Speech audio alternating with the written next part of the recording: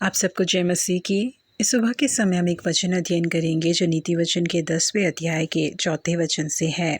जो काम में ढिलाई करता है वह निर्धन हो जाता है, परंतु कामकाजी लोग अपने हाथों के द्वारा धनी होते हैं। परमेश्वर ने जब सीप को बनाया तो उसकी सुरक्षा के लिए एक घर समान बाहर से उसे एक परत दी। उसकी ये परत दुश्मनों से उसकी रक्षा करती है। सीप नाम के इस समुद्री जीव को जब कभी भूख लगती है तो ये अपनी बाहरी परत को हल्का सा खोलती है और उसके भोजन की वस्तु उसके अंदर अपने आप आ जाती है। यही कारण है कि एक सीप को ना ही अपने भोजन की चिंता करने की जरूरत है और ना ही अपनी सुरक्षा की। परंतु परमेश्वर ने जब उकाब को बनाया तो उसे आदेश दिया कि ये आकाश ही तुम्हारी सीमा है। अपने लिए एक सुरक्षित घर को तुम्हें खुद बनाना होगा और अपने लिए भोजन को तुम्हें खुद तलाशना होगा। यही कारण है कि एक उकाब आसमान में ऊंची उड़ान भरता है और पहाड़ की चोटियों पर अपने लिए एक सुरक्षित घोंसले को बनाता है। प्रतिरोज वो जिन तूफानों का सामना करता है वो उसके लिए बहुत बड़ी चुनौती होती है। केवल इतना ही नहीं, भोजन की तलाश में उसे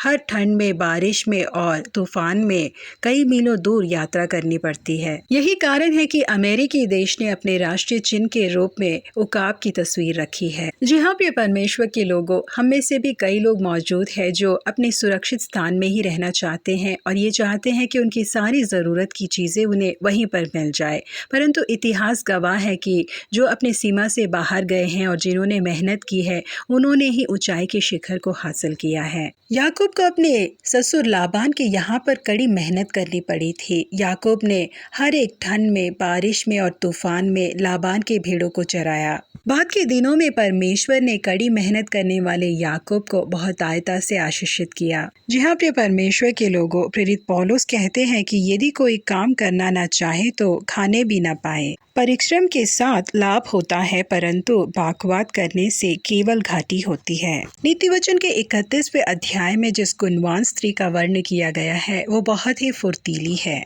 वह ऊन और सान ढूंढ ढूंढ कर अपने हाथों से प्रसन्नता के साथ काम करती है।